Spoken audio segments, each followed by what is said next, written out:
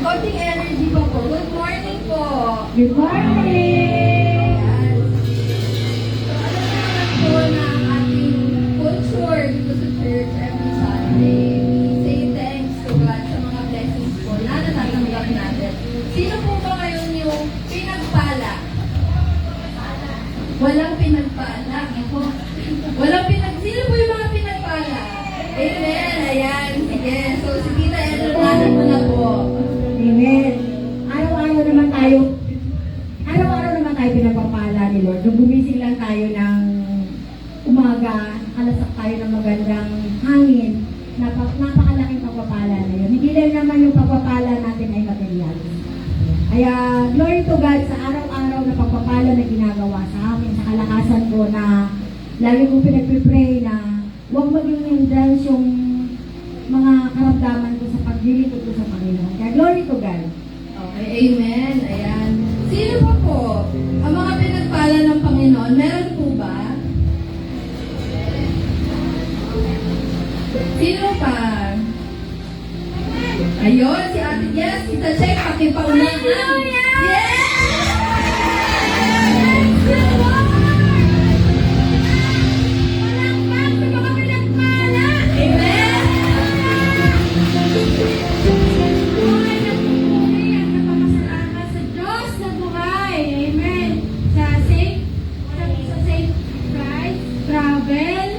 And welcome me to the Philippines!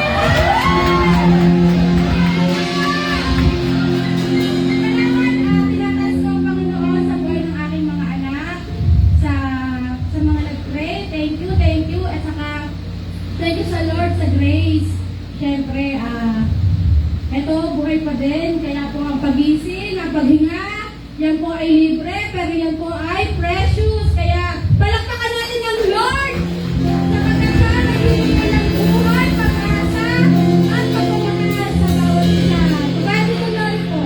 Amen, ayan. Meron po bang gusto sumunod sa energy ni Tita Cheng? Sino po po gusto magpasalamat para sa ating Panginoon? Yes, si Mother. Good morning!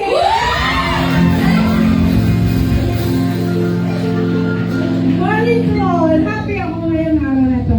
Dahil nandito ako sa thank God sa kalakasan sa araw-araw. At syempre, kasama ko ang my one and only grandson. Yes, yes. Okay, di ba si Mother na yun? Ano na, sino po gusto sumunod na magpapasalamat sa ating Panginoon? Meron pa po ba? Meron pa po ba gusto magpasalamat na loud and proud na gusto niyang ipagmayabang yung kabutihan ng Panginoon sa buhay niya? Ayun si Dex. Yes, good morning. Morning po. Hallelujah, praise God. Tunay po na pinagpala yung tayo ng Panginoon dahil pag hinadya po talaga ng Panginoon na huwag kang siya talaga magbibigay sa atin ng sign kung ano yung nararapat para sa atin. Kaya nagpapasalamat po ako na kung ano po yung sign na binigay niya sa atin, sinunod ko lang po. Saka una pa, baka kung natuloy po ko, wala po ko ngayon. Saka hindi po natin makikita si Chen. Yeah. Kaya praise the Lord po. Thank you po sa lahat. Thank you po. Okay, ayan. Si Tito Dex, meron pa po ba na gusto magpasalamat sa Panginoon? Meron pa po ba? Or okay na po tayo? For next week na po ba ang gusto nyo sabihin? Ayan, sige po. Before we start, gusto po, I want to share this verse sa ating lahat. Alam ko naman na lahat po tayo, all throughout this week, meron po tayong kanya-kanyang pinagdaanan, may kanya-kanyang challenges. At pag sa mga panahon na nahihirapan po tayong kilalanin na gano'n nga ba makapangyarihan ng Panginoon? Sino ba ako sa Panginoon? This is a verse that reminds us. And that can also serve as an encouragement for us. So, yan, sa Ephesians chapter 1, verses 4 to 6. Hindi niyo po ba napapansin yung TV natin?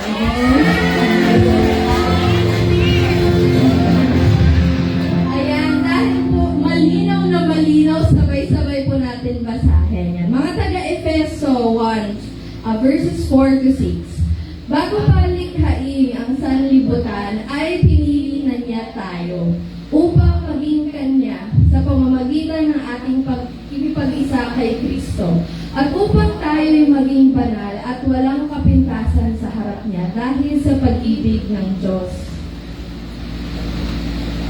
Pinili niya tayo upang maging anak niya sa pamamagitan ni Hesus Kristo ayon sa kanyang layunin at kalooban. Sa gayon ay purihin ang kaluwalhatian ng kanyang kagandahang loob na sagana niyang ibinigay sa atin sa pamamagitan ng kanyang minamahal na anak.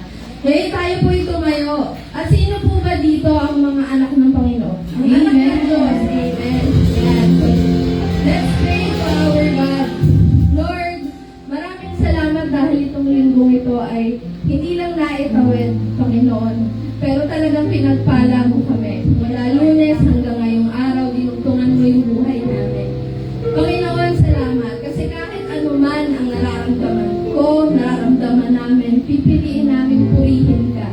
Nanamnamin namin na anak mo kami, Panginoon. At sa dinabi namin ng tao dito sa mundong to, pinili mo kami para sambahin ka, para purihin ka, para kilalanin ka, Panginoon. Jesus, maraming salamat sa buhay mo. Patuloy ka naming aawitan, patuloy kaming magiging proud, Lord, that we are your children. Ngayong araw, Lord, ninawaksin namin ang anumang emosyon o kasinungalingan na ginagawa ng kalaban para hindi kami makaawit, Panginoon. Salamat, Lord, dahil may bago kami na TV, Panginoon, na alam na namin lyrics, Lord. Aawit kami ng walang hadlang. Maraming salamat dahil ito'y pagpapala galing sa iyo. And we will continue to witness your provision and power in this church. In Jesus' name we pray. Amen.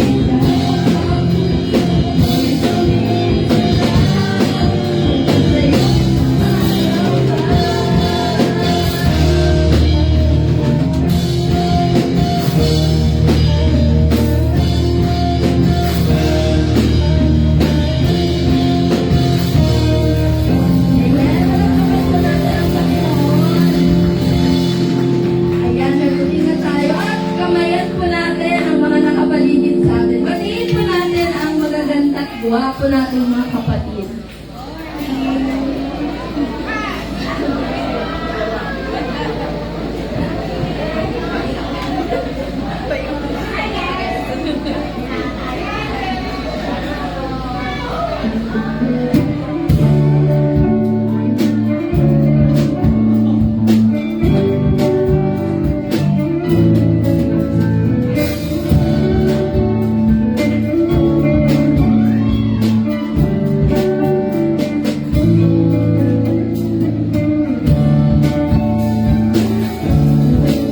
Ayan, ngayon naman po ay haranahin natin ang Panginoon. Kung nag-iinit ang ating puso na purihin siya, eto na yung time na sasabihin natin ito.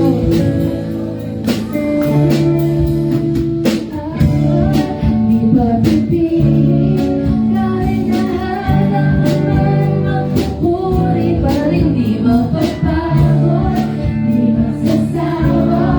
Dahil ang ngalan mo lang ang isasamba. Di ba aawat, di ba pipili kahit nahanap man magpupuri pa rin di mapapagod, di magsasawa. Dahil ang ngalan mo lang ang sasabahin.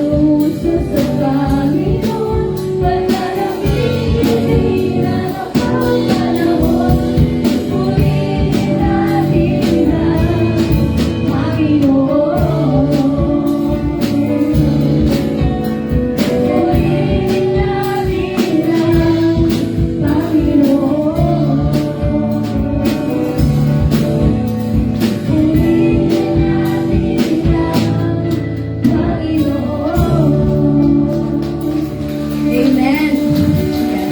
So, we believe naman, sabi nga, huwag tayong paligid na. Patuloy tayong magliyab at mag-init para sa Panginoon. Amen.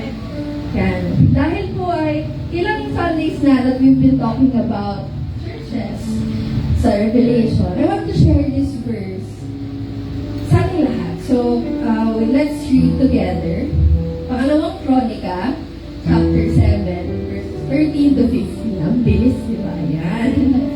Okay, so it says here, isara ko man ang langit at hindi na umulan.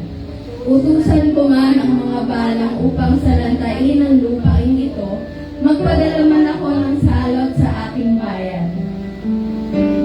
Ngunit kung ang bayang ito na nagtataglay ng aking karangalan ay magpakumbaba, manalangin, hanapin ako at talikuran ang kanilang kasamaan, papakinggan ko sila mula sa langit.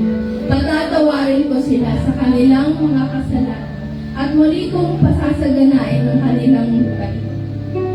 Babantayan ko sila at papakinggan ko rin ang mga panalangin na alay nila dito. Okay, ayun po. So, ayan. And this is a verse that serves as a reminder and an encouragement. Ang ating bansa po ay hindi tayo mayaman. Wala po tayong army na kaya tayong i-defend. But the claim is, we are the Christian country. We are a Christian country, a country who honors God, who believes in God. So sa mga panahon po na nakakabahala, lalo na sa ngayon, ano na kaya ang Pilipinas after 5 years? Lord, magiging better ba? Bababago ba yung gobyerno namin? Ano kaya yung magiging takbo ng ekonomiya namin? Bilang mga taong naniniwala sa Panginoon, hihingi tayo ng tawad. Hihingi tayo ng awa. Kasi Panginoon natin siya, hihingi tayo ng habag upang iligtas hindi lang yung community natin, pero ang bansang ito, isang bansa na paninindigan na si Jesus ang Diyos. Si Jesus lang ang Diyos at walang imposible sa Kanya. Dahil nasa Kanyang mga kamay, yung talagang magliligtas sa atin. Kaya, awitin natin ito at sabihin natin ito sa Panginoon na isang panalangin at pagpili ng Panginoon.